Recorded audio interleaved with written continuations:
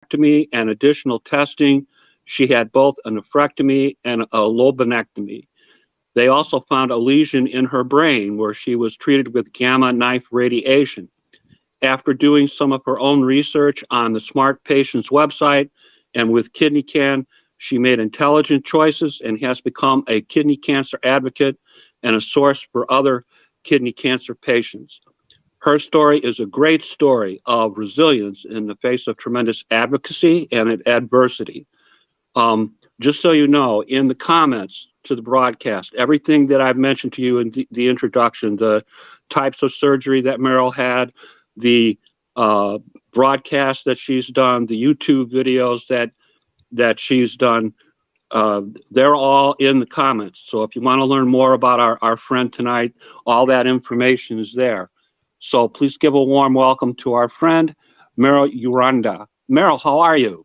I am great. How are you, Jim? Doing well. Good. Doing very well. Tell us, did I get everything right in the introduction, or are there things we need to fix? No, you did. You nailed it. Good. Tell us a little bit about how and where you grew up, your education, and your employment history. I grew up in Philadelphia. I was born and raised there. I left when I was 17, and I went to college out at BYU in Provo, Utah, which is Brigham Young University. And while I was there, about my third year of school, I got into the radio business, and I took a instant liking to it, and got very involved, and actually made a decade-long career out of radio. I moved around quite a bit. I lived in South Texas for a while. I did a little bit of work in Philadelphia, and ultimately wrapped that career up in the late 80s, early 90s when I was starting my family. I went back and finished my degree when I already had 4 kids, and I was a soccer mom, driving them all around town and studying in my car, in my minivan, and changed careers, but got into the telecom world. But that is my background. And so I moved here to Atlanta, Georgia area, where I have settled down, raised my family here, and this is where I call home now for many years. Okay. Before April of 2017, please describe the quality of your health. Did you have any health challenges or issues at that time? I had no health challenges at all. I had a lot of extra weight on me that I have since dropped, but I did not have any comorbidities of being overweight. My blood pressure was great. I was fine. I did have a gallbladder surgery in my early 20s. But other than that, and childbirth and stuff, I really had no medical issues to note at all. Okay, let's talk about April of 2017. Did you have an occasion to go to the emergency room, and what was happening there? I wasn't feeling well. I was feeling progressively worse. It was a Friday evening, and by Saturday afternoon, I just felt awful and went to the ER, and they did a CT scan and said that I had acute appendicitis, and that they really recommended that I have an emergency appendectomy. That it hadn't ruptured, but that it would probably rupture soon. And then they came back into my little triage room in the ER and said that when they did the CT scan, they also had noted, and I'll never forget it because obviously it's a life-changing moment, but they said that I had kidney cancer. They didn't even say you have a mass or you have, we see something on the CT. They literally came and said, you have kidney cancer. And I've since learned that it's a very unique and obvious thing to see on a scan. So there's not a lot of question. Very, very infrequently does a biopsy need to be done to confirm it. They can just tell. And this was, a rather large growth on my left kidney. And they said that they could see from the preliminary scans that there was something in my lung too, which that ended up I did have to have a biopsy for that through a procedure called a bronchoscopy, which was done a few days after I recovered from the appendectomy. Okay. It's my understanding that your appendix was removed. You did have an appendectomy, is that correct? Yeah, that same night I did, actually. Yep. And where and when was this? This was in April of 2017 in Roswell, Georgia, which is where I live. Okay. And concerning the large kidney mass, the kidney cancer that was discovered incidentally or accidentally, if you want to look at it, can you please describe for us what was your initial reaction? How did you feel? I don't even know. It's a very hard description because it's stunning. It's a very surreal feeling. I was alone in the ER. It was very late at night. I was facing surgery and I was given this news and it just seemed very surreal. And of course I knew nothing about any of it or what any of it meant. So I just was, the best way to describe it, I was just going through the motions at that point. They had a urologist visit me. They did some additional scans and I was just going along like sort of like a zombie because there was a lot at one time. It really was. And I felt terrible because I had an appendicitis that had to be dealt with right away as well. So this was all happening simultaneously. So you can imagine the blur that it was looking back. Okay. After your appendectomy, you had an occasion to consult with both a urologist and an oncologist. Can you tell me what happened there? Yes, they actually sent a urologist to me in the hospital when I was recovering from the surgery, from the appendectomy. And we talked, and I think I still in my notebook that I've kept all these years, I still have a piece of yellow legal paper that he wrote a bunch of stuff down on, including some names of some oncologists and things that they recommended and people they worked with and stuff. And again, it was just me like going through the motions. Okay. I do remember asking the urologist who I really connected with very quickly, if this was somebody in your family, where would you send them? I thought that was a good question because I had no idea where to begin. I knew nothing about any of this. And least of all did I know about the intricacy of kidney cancer, which we can talk about a little bit later. But so I took notes and met with them. And I eventually met with a surgeon from that group that they kind of allotted to me because it was a kind of a complex surgery. They had someone in their group that they thought would be an appropriate clinician for that. And I just went with it at that point. I did some like very cursory research of, reading reviews online and just getting an idea about the people that I was seeing. And I felt okay about it at that point. Okay. And you mentioned that there was some additional testing that was done. There was a bronchoscopy.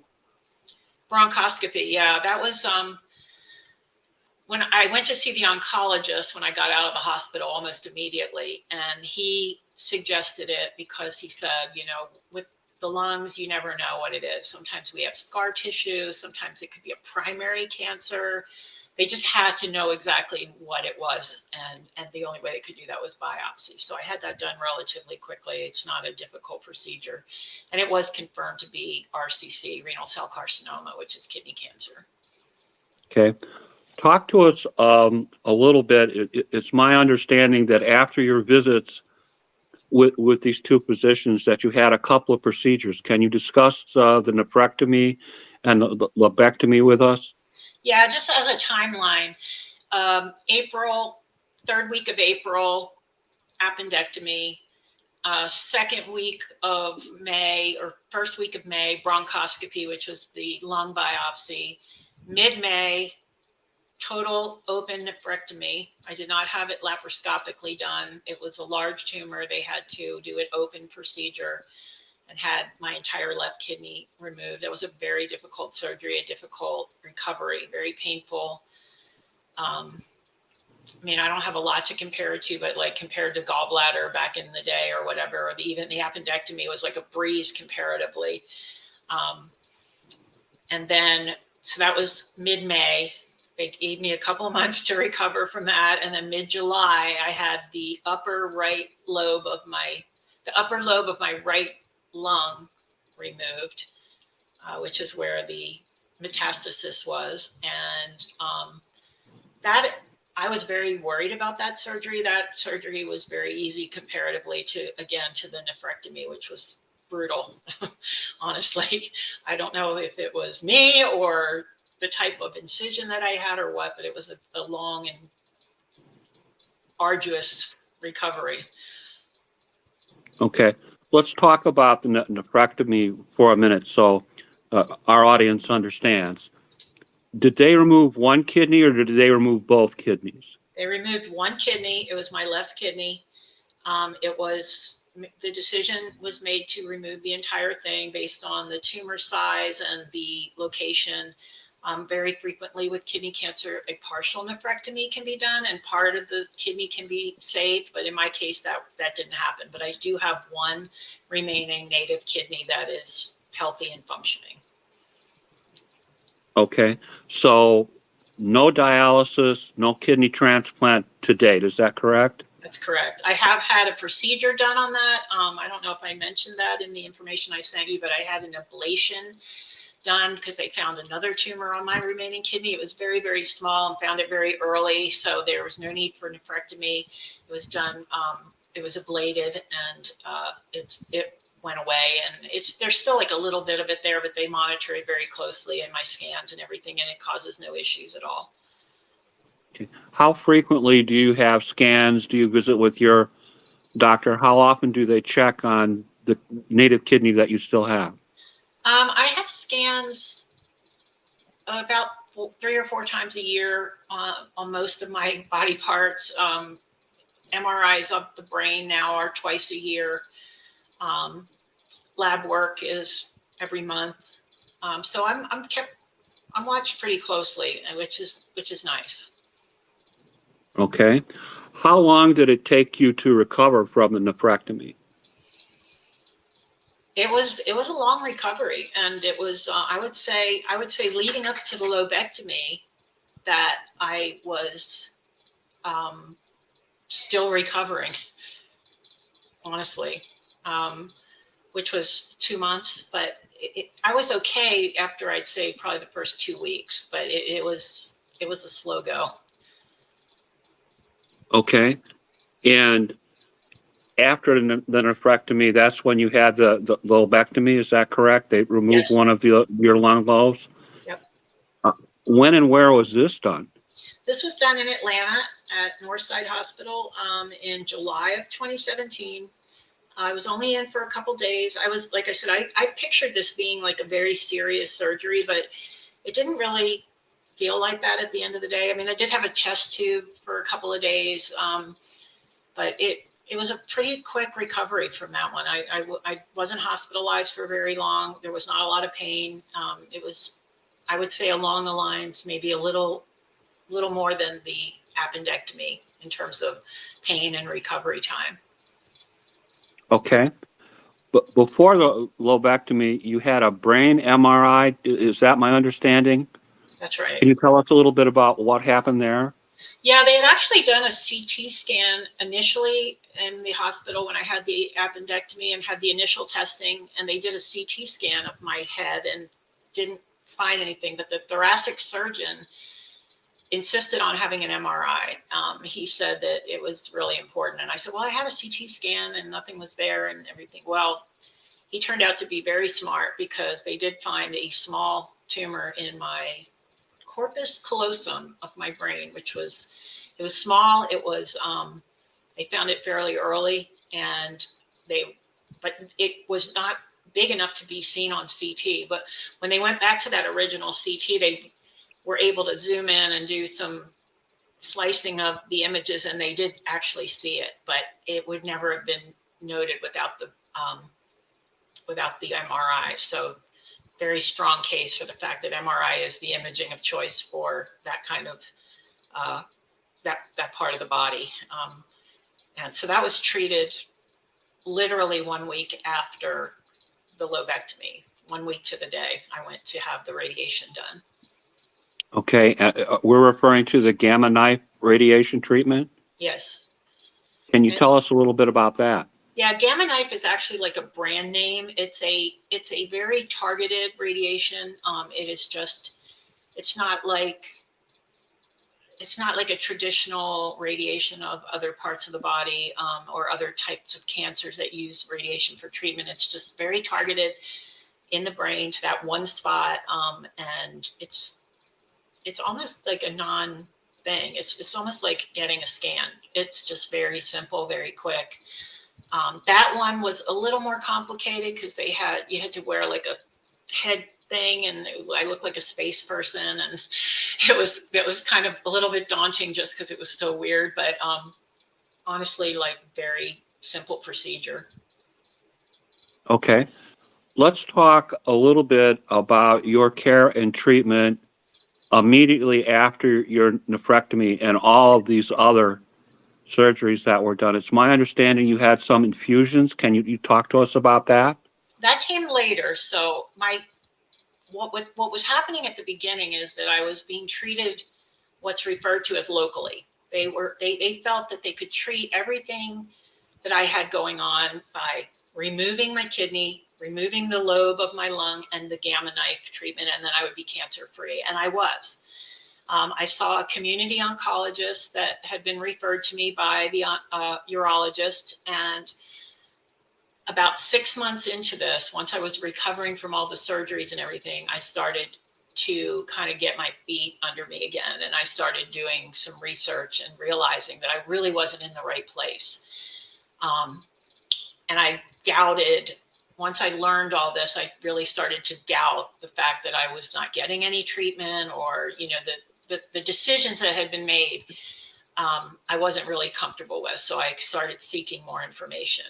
But I did remain totally without any treatment or anything after those procedures for about a year, a little over a year. And then some other stuff showed up on the scans, and that was when I actually had to make a move into treatment, and that's when the infusion started. And I can talk about that. I just want to make the point that what I did at that point was, once I joined Smart Patients, I started to learn that kidney cancer is very different than many cancers. It does not respond or is not treated with the typical cytotoxic chemotherapy regimes that most cancers, like breast cancer, prostate, colon, those ones that we hear a lot about, are. It's a different animal. It responds differently. One of the things that I learned also very quickly was that I needed a specialist. That the oncologist I was seeing was experienced, but he saw he had like 2 patients in 10 years that had kidney cancer. He wasn't up on the latest stuff. He wasn't the right fit for me. He was a fine doctor and a nice person, but I had to make a move. And I knew that, from what I was learning, that I needed to really take control, because people were protecting me and saying, don't read the statistics out there. Don't Google this. Just do what they tell you. And first of all, that's not my personality. Anybody who knows me, if any of my friends and family are watching, that's not my personality. It was for those 6 months, because I had so much physically and mentally to deal with. But it wasn't for very long. And so I got very busy quickly finding a good fit for me in an academic center, in a National Cancer Institute center of excellence here in the city that I live in, which is Emory University. And there was one clinician in particular that I really clicked with and that I really liked, who has since become the department head and is a tremendous person and doctor, and is becoming a really well-known specialist in the field. So I'm very, very happy with him. Also, when I did have to face starting treatment, I went to Texas, to the University of Texas Southwestern, to get an opinion of what's called an Uber specialist in the field. Dr. Hammers, he's one of the top in the world, honestly. Like, there's a couple of very top kidney cancer specialists in the world, and he's one of them. So before I made a decision on what to do, I did go and visit with him, and he worked hand in hand with my local oncologist, and we all made the decision together. And I started on immunotherapy, a double immunotherapy treatment, which was the infusions that you were referencing. Okay.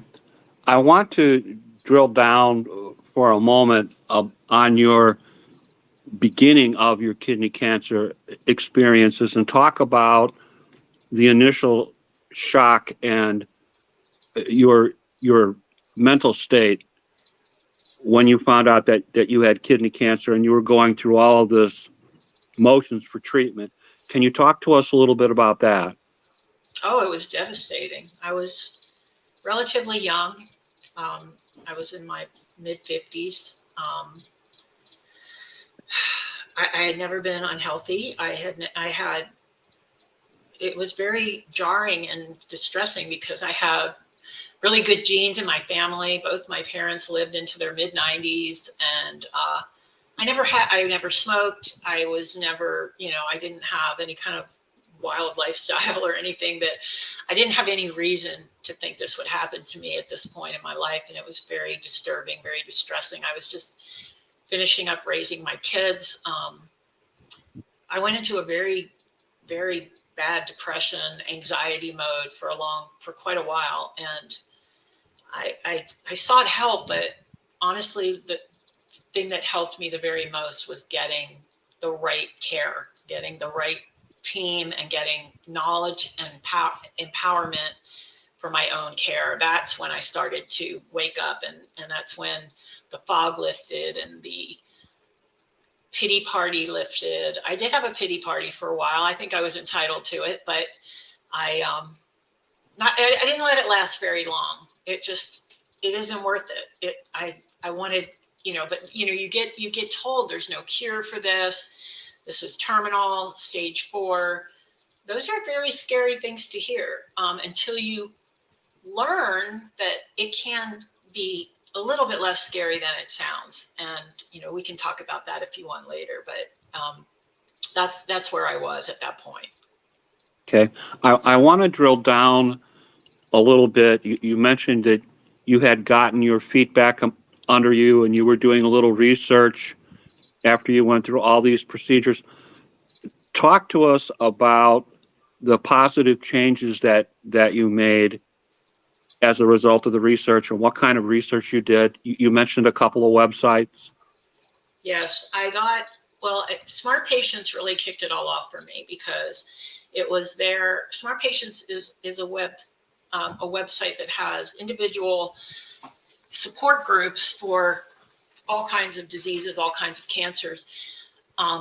The difference there, and there is support, tremendous support. It's like a huge family. We just had a Zoom call where we had people from all over the world that have been chatting on this support group site, and we actually put names and faces together. It was super fun, but it's a mindset of people that are on there, and it's people that want to be involved. They want to be involved in the community. They want to be involved in the care. A lot of them are caregivers. A lot of them are patients that want to know what's going on and want to get involved, and mainly want to understand and be a partner with their medical teams, not be told what to do, not be, pushed around from place to place, but to make decisions together. And that is a mindset. And so that's why it's called Smart Patients, because these are people that want to know what's going on. And there I found out about clinical trials and data that I could use for my own benefit. For example, I learned there about studies that had been done about the efficacy of exercise in cancer survivorship. That changed my life. That absolutely changed my life. I have become an avid walker, hiker. I'm getting into biking now. I've made it a huge priority. Has it made a difference for me? I feel like it has. I don't know. The jury probably will always be out on that, but it's something I can do. It's a very easy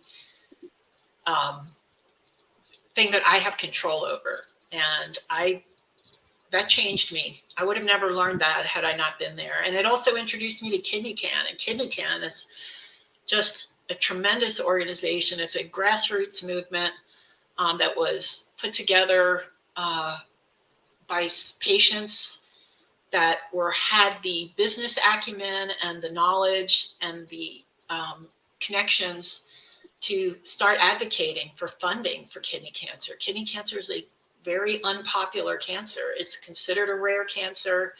It had, in 2016, $0 allocated for research, and there was a couple, if that, FDA approved treatments available. And if I tell you 6 years later, there's now, I don't know if it's 14 or 16, but it's in the mid-teens of FDA approved treatments because of the work that's done. And these are people that are doing it for people like myself, people like you that just are helping out, that are volunteering and have a passion and a mission. And so those are the things that woke me up. And because of all that, it's all connected with the fact that I became a big player in my own care. And that's when I went for a second opinion.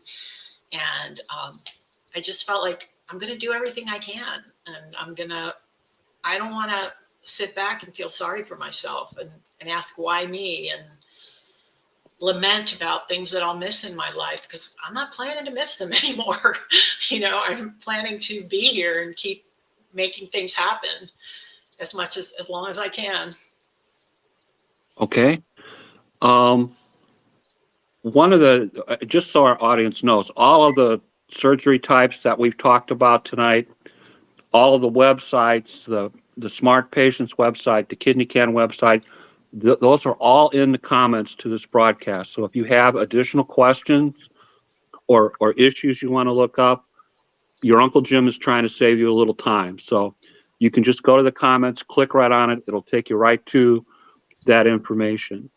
One of the things that I've heard you talk about, that you did a video about, and that I saw a transcript, was the importance of kidney cancer patients advocating for themselves and taking control over their own treatment. Can you discuss that with us for a minute?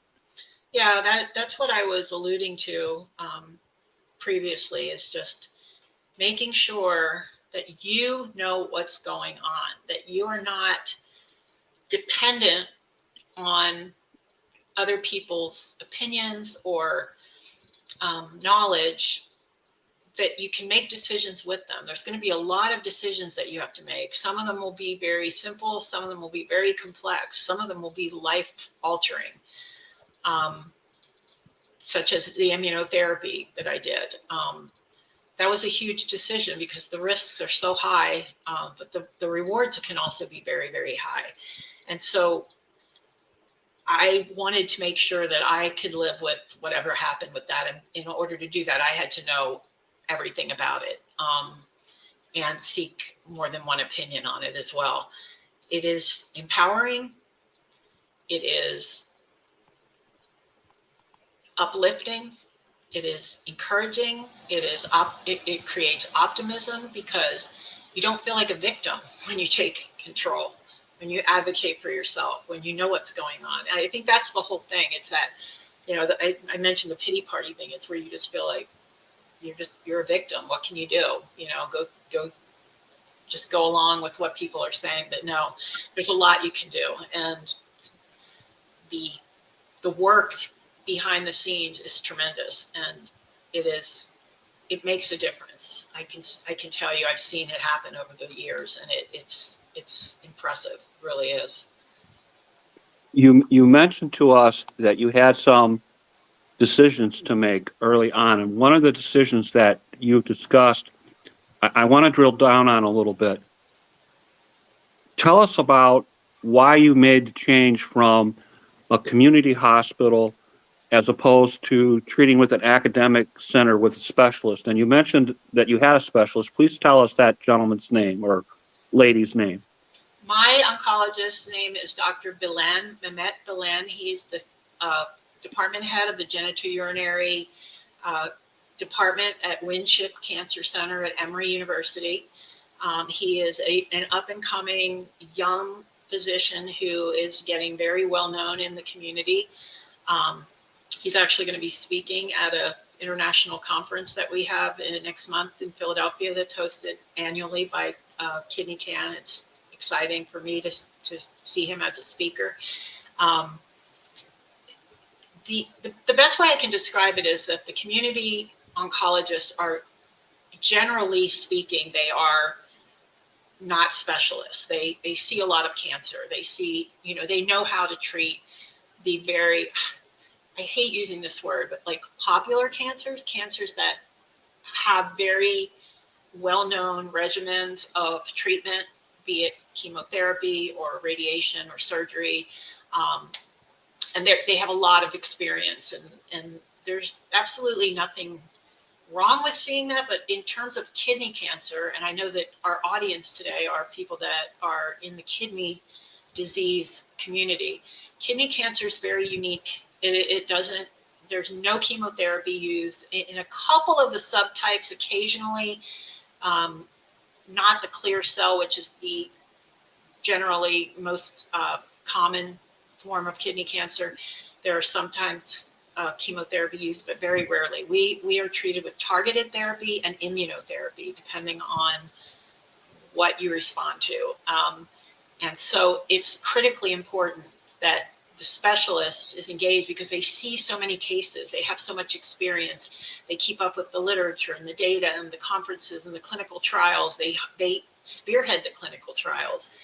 And so it just changes overnight your experience as a patient, because you have such specialized care and such intelligent, experienced clinicians on your team. Okay, we have a question from a friend of mine, Bobby Reed. Bobby wants to know if you had any caregivers or support people to help you along the way in your discovery journey, or did you find that you had to do all this by yourself? I did a lot of it by myself, but I have to give a tremendous shout out and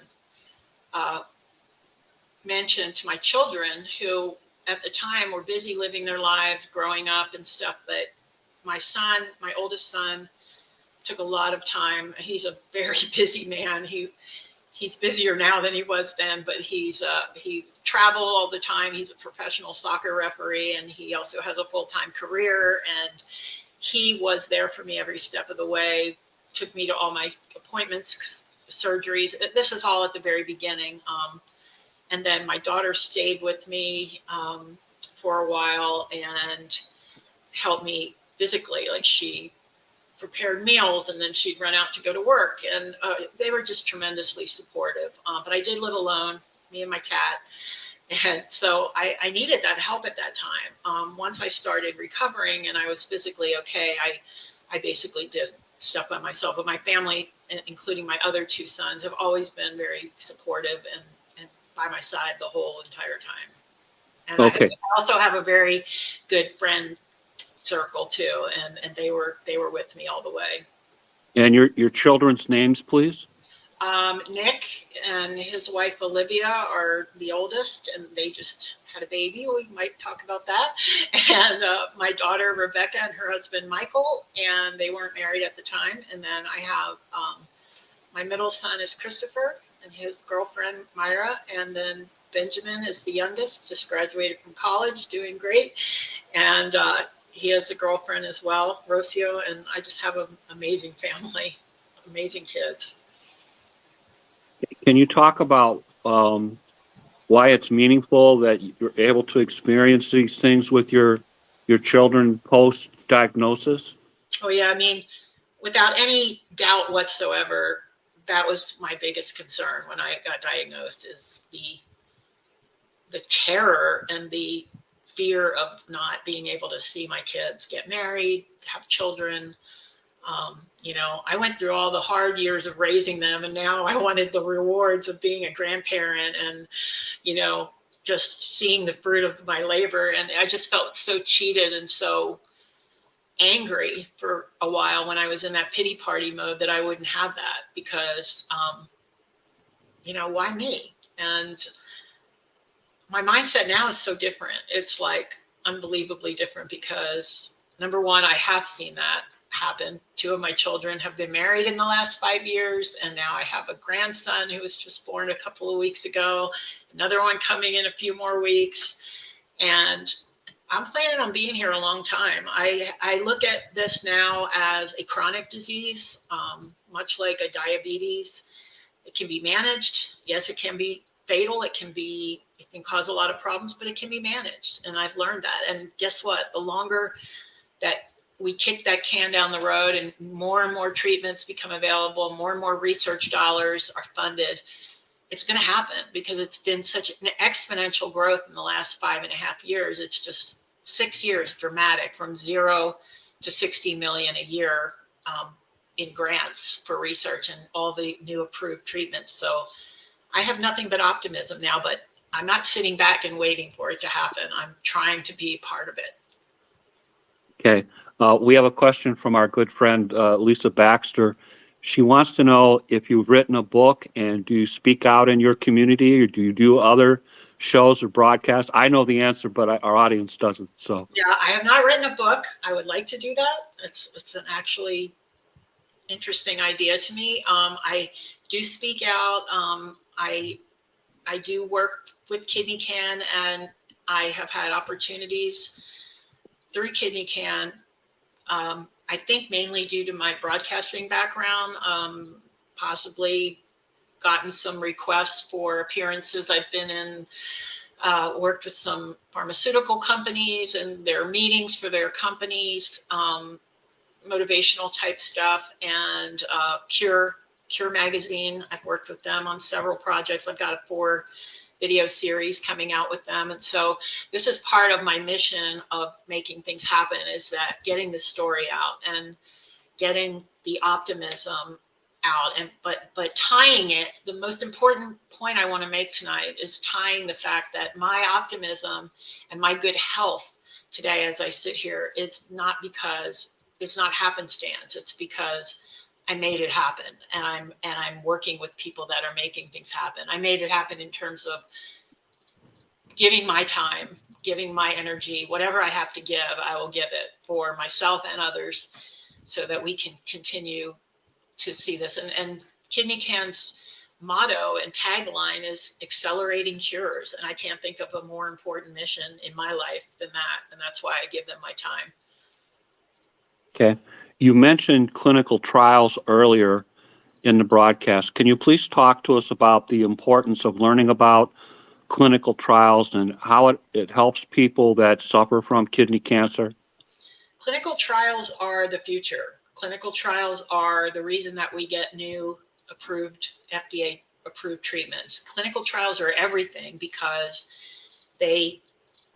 without them, we don't know the efficacy of the things that are being tested. And so we need people that are willing to participate. And there's criteria usually that has to be met. Sometimes you cannot have had other treatment, or you can't have had certain things, certain procedures done, but they take care of all that. It's also a very good option for people who are out of options, that have run through a lot of treatments, and there's something new coming down that's not approved, but they can get it in a clinical trial.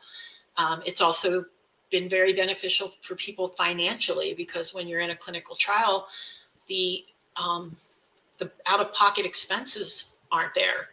There's these targeted therapies, and immunotherapies are very, very expensive. There's a lot of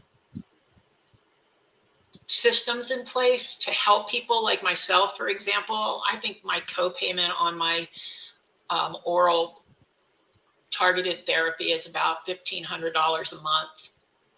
I can't pay that. So I get grants. The pharmaceutical companies are very generous with granting help as well. So if anybody ever needs any kind of help like that, please have them contact me. But the point being that clinical trials are a way to get those drugs for free. And I know a lot of people that have gone that route because of that. And of course, you're helping yourself and humanity by participating in a clinical trial. I thank people all the time for their service in doing so, because it's benefiting our future treatments and our future lives. Okay. Our friend Bobby Reed has another question. She's wondering, you've been diagnosed with kidney cancer. Are your children at greater risk of getting it? Do they have to be screened or followed in any way because of your experiences? There are some genetic components to it. I have not had genetic testing done at this point, but because of my history, my children will most likely need to do that at around age 40 or so, and just make their physicians aware that I had it, just like any family history. But unless there's an identified genetic component, it's not necessarily going to be putting them at any higher risk, but they do need to be aware of it. Okay. Let's talk a little bit about the importance of living well with kidney cancer, to have the information and to support in order to manage stress and finding ways to improve your health and well-being. And please don't hesitate to give personal examples. It's a great topic. It's a very important topic, because the therapies that we need to stay alive basically have side effects. They're not start and stop kind of things like the traditional chemotherapy, where you have X number of treatments for X number of months. This is an ongoing treatment. As long as it works, we stay on it, and then if it doesn't work, we switch it up, or we change the dose, but we have to manage side effects, and we have to be able to live a quality of life, because who wants to feel like crap every day, And so this is a huge topic in this community because of the fact that we are generally on treatment all the time. I am on a targeted therapy and an immunotherapy. I am very, very fortunate that I do very well. I don't have a lot of side effects. I do have some, and I manage them either with managing symptoms of them, or taking breaks is a very big thing. You work with your physicians to have either predetermined or as needed breaks that doesn't affect efficacy, but really affects your body and your systems. And of course, most of us have one kidney. And so we have to be very closely monitored that these drugs aren't affecting our kidney. As we know, as you all know from this community, that some can. Ibuprofen for NSAIDs, for example, are no-nos. And so we have to manage pain without that. So there's a lot of intricacies that are managed to live well. I am a huge advocate, and I'm going to say it again, for being active as long as you can. I know a lot of people have fatigue and other side effects. I'm not being insensitive to that, but if you're able, activity is your friend. It is an absolute necessity, mentally and physically. When you're on these treatments, it has made such a huge difference in my life. I can't stress it enough. And it also makes me feel like I'm not sick or tired or the things I don't want to be when I'm living my life, because, I'm determined to live my life as best I can with this. And diet, also very important. Again, most of us have one kidney, so we have to be aware of I'm sorry, that's my cat deciding to join in. Do you have something to say? So, either if you're working with a nephrologist, I have not had to do that yet. My numbers, my creatinine and EGFR and everything are still in a really good zone. If they start tanking at any point, I probably will have to work with a nephrologist. But those are the things, staying active, being involved. A lot of people stay at work. Some people don't. It just really depends on what you're able to do and what you want to do with your life. Okay. Let's talk a little bit about your advocacy and your work with kidney cancer. It's my understanding that you are the community liaison patient advocate at Kidney Can. What does that mean in plain English? Um, that's a good question. They kind of gave me that title because I'm working with other groups like NKF, people that are, there's a lot of groups out there that are always looking for patient advocates, that are wanting a patient perspective or wanting a patient opinion. And I've been doing a lot of it, just me. And now I'm also helping to recruit other people to do it. So just working kind of the liaison part is like between these other organizations and Kidney Can, and helping them with things that they need and them helping us with things that I need, that we need. And also, you know, closely related to that, I'm working with our Kidney Candid program, which is our YouTube channel. We started a video series and we call it Kidney Candid because it's very short, candid, informal videos from patients, caregivers, researchers, clinicians, anybody that we can find that can address the topic of kidney life, kidney care, kidney cancer. And we're making videos, and they're very entertaining and very easy to watch because they're short and they're not very formal or very overly medical. And so anybody who's interested, please look us up on YouTube. We've been growing like crazy since we started this. And so that's another liaison thing. I try to reach out to people either in the community, patients, caregivers.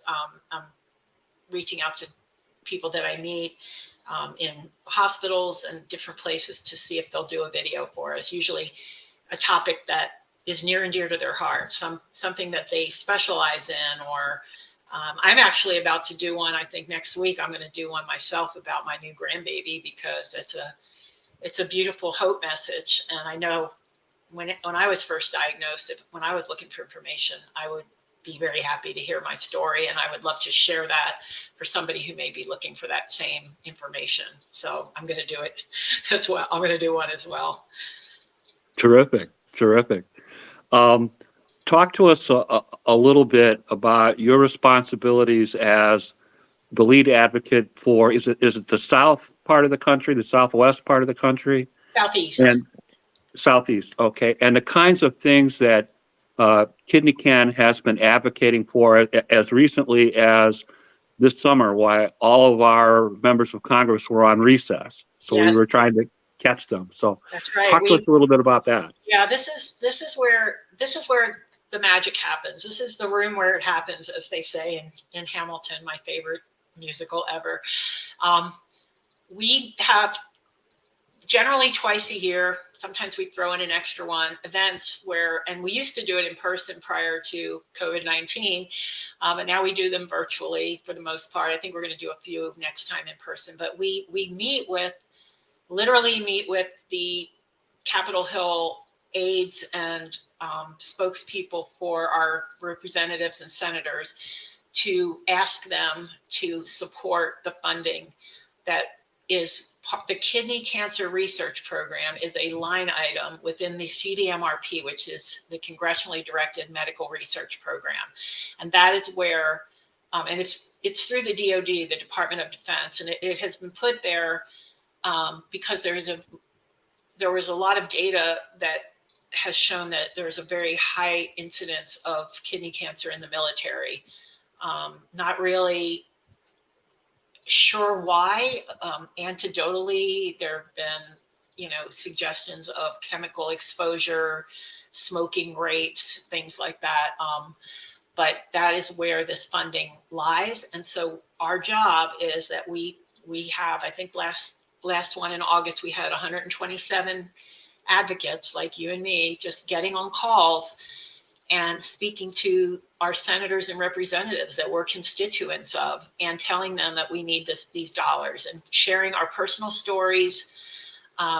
Frequently, we're joined by doctors that are passionate about the work, people that have received grants through this program and have done research and seen it come to fruition. That is one of the most powerful voices that we have, are these physicians locally. So wherever you are, we find out, where these these have been issued, and have those people come on and talk about the work they've done. And it really gets their attention. For one thing, I don't think I've ever talked to anybody in doing this for several years now that hasn't been touched by cancer. You just mentioned the word cancer, and you get their attention because somewhere in their lives it's touched them as well. And so the engagement has been tremendous. They really do listen to our stories. And we just ask that it's nonpartisan. We just ask that whoever they are, they support the funding to continue. And we have been growing, like I said, from 0 in 2016 to 60 million in 2022 that has been allocated for kidney cancer research. And it has made such a huge difference in our options in our life as patients. So thank you, Lisa. I will count you in. We are always recruiting. And it's so rewarding. It is so, I mean, you've done it, Jim, so you know, it's just a very rewarding activity. It's actually fun and interesting. If you have any interest in how the Capitol Hill workings are and how these things go behind the scenes, I certainly knew nothing about it before this. And so it's interesting to witness and be a part of. Okay. Talk to us a little bit about the Kidney Cancer Research Summit. Oh, that is something that's very exciting too, coming up in a few weeks, actually, first week of October annually. It's been held in Philadelphia, which is my hometown, and then the headquarters of Kidney Can is in Philadelphia. And this is, I think it's going to be a hybrid activity again. It was last year, meaning some virtual, some in person. People from all over the world get together, and it's the Kidney Cancer Research Summit, and it is just the best and brightest minds in the kidney cancer world that come together and present information, speak, present posters, much like they do at more general oncology gatherings like ESMO this week, which is taking place right now in Paris, but that is the European Society for Oncology. So that covers all. This is just kidney cancer. So it's very concentrated and very targeted and focused on kidney cancer. Very interesting speakers. Yeah, you can sign up for that on the Kidney Can website if you want to be able to join in virtually and listen to the speakers.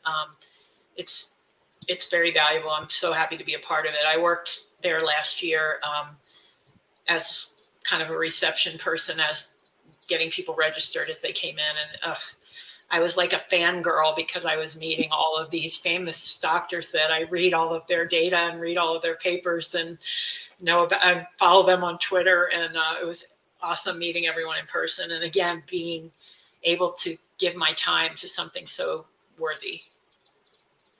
I saw an event that's coming up recently. The Kidney Can 5 Cancer Crusaders run. Can you tell us a little bit about that? Is it the Rocky Run? Is that what you're talking about? Ma'am. Yeah, Yes, ma'am. It's the Rocky Run. It's done. They call it that because in Philadelphia, you know, they have the Rocky statue on the art museum steps. Remember that scene in the movie Rocky where they run up the step, where he runs up the steps? So everybody that goes to Philadelphia as a tourist does that and then gets their picture taken with the statue. Well, we're as a fundraiser, there a lot of the doctors and folks that attend the conference are runners. So this is the second year that they're going to have a run, and people can sponsor runners, and it's all fundraising for Kidney Can. And it is in honor of Ralph Knapp, who is one of the founders, and he passed away this past year of kidney cancer after. Ralph is an amazing person. I feel like I owe him my life in a lot of ways because he was a funder of Kidney Can, a funder and a founder. He put his money into it. He put his time into it. His wife, Brenda, continues to. Amazing people. I am indebted to them, and that's why I will volunteer as long as I can for this organization. But yeah, the run is going to be a lot of fun, and it was last year, and I think it's going to be even bigger this year. So if anybody wants to learn more about that, also on the Kidney Cam website is where that will be. Which is in the comments. Yeah, exactly. Let's talk a little bit about the additions to your family, both current and upcoming. I want to give grandmother a chance to be proud about her grandchildren. Yes, I am a new grandma, and it is the most incredible words I could speak, because like I alluded to and referred to earlier, it was just such an obsession that I had when I first got diagnosed about being here to have grandchildren and not just have them, but to be able to see them grow and have them know me and remember me. It's just such a driving, motivating factor in my life. And on August 21st, that happened. My oldest son, Nick, and his wife, Olivia, had a baby boy. His name is Reese Alexandre, and he's adorable. And now my daughter and her husband are expecting in 3 weeks, and it's also a boy. And so things are popping in grandma land here, and I couldn't possibly be happier. And I want to stress the fact that I couldn't have imagined this before. I just couldn't have imagined it. And so how important the effort is to make things happen and kick the can down the road. I love using that expression because that's exactly what we're doing as we're getting these dollars and getting these clinical trials completed and getting these approved treatments on the market. Those are the things that allow us to continue kicking the can down the road. And in my case, I feel so fortunate because my life is great. My quality of life is great. People will ask me, how's your health?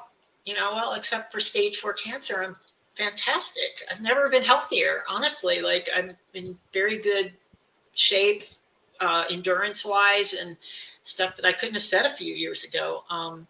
And so I just really would like everyone that's watching this to leave with that message of hope and to be an advocate for yourself and to get out there and make things happen, whatever your medical concerns are. Okay. We're in the home stretch here. Okay. Before we conclude our conversation for the evening, is there anything else that you would like to discuss? Do you have any final statements that you would like to make? Is there anything that your Uncle Jim forgot to ask about that you think is important? I think you really covered the gamut, Uncle Jim. I think so. I think, like I just concluded saying, I really want to leave everyone with a feeling of hope, empowerment, knowledge, and hopefully whatever medical issues you are facing, or as a caregiver, as a patient, as a support team, whatever it may be, that you don't give up, and that you find the right care and the right teams and be an informed consumer for your own health. Great. I can't thank you enough for coming on and helping to educate us tonight and give all our kidney cancer patient friends out there a little bit of a boost, and so many things that we can check out now and learn more about. And thank you so much, Meryl, for coming on and talking to us and raising awareness. Absolutely. Thank you for having me. All right. I have some things to go over with the audience about stuff that's coming up, but I'll let you go now. You've been very patient with us. It's been over an hour, and I just want to say thank you for taking time to talk to us. Thank you. Thank you all.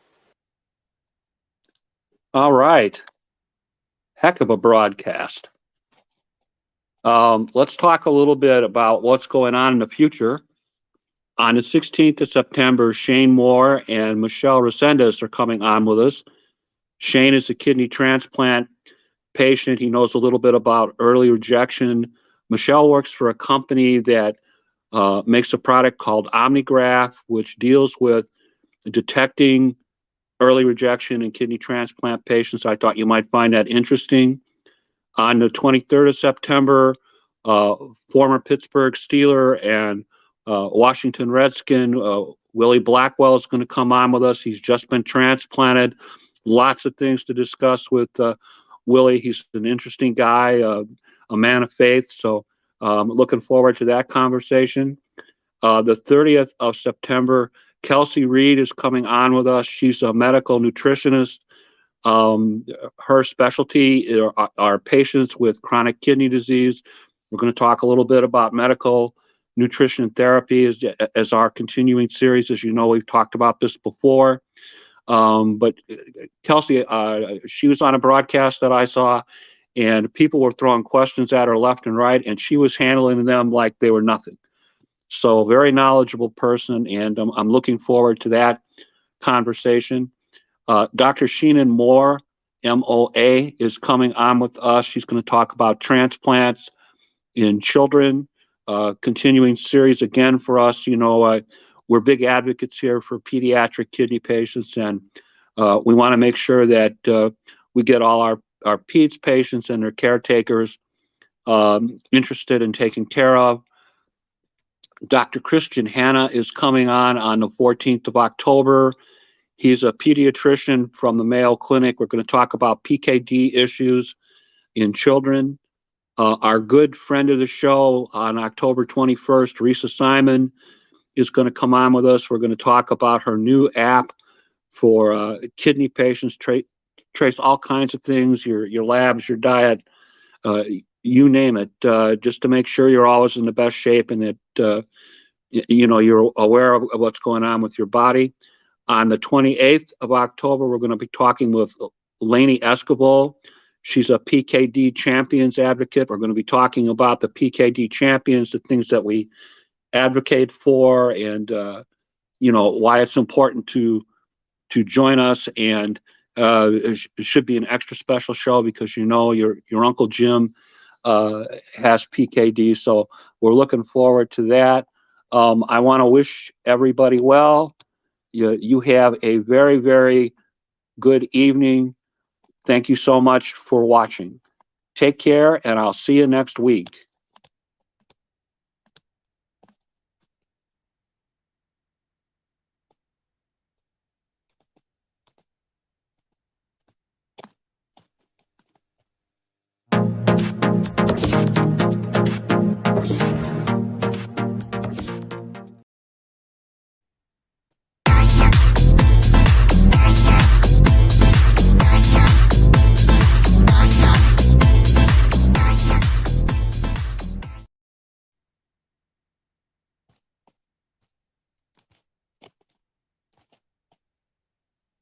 There's the new baby Reese, by the way.